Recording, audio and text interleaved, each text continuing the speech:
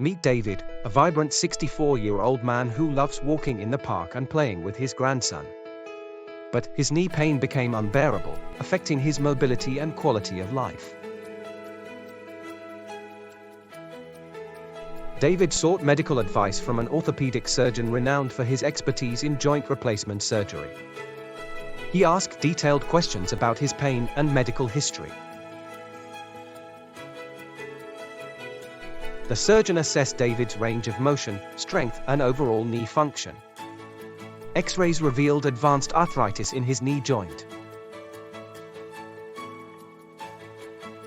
The surgeon presented David with treatment options, including total knee replacement surgery. Shared decision-making was emphasized to help him choose the best option for his quality of life.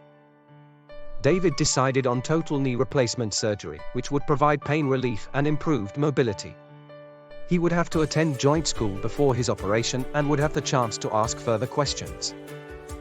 He wanted to regain his independence and return to his active lifestyle.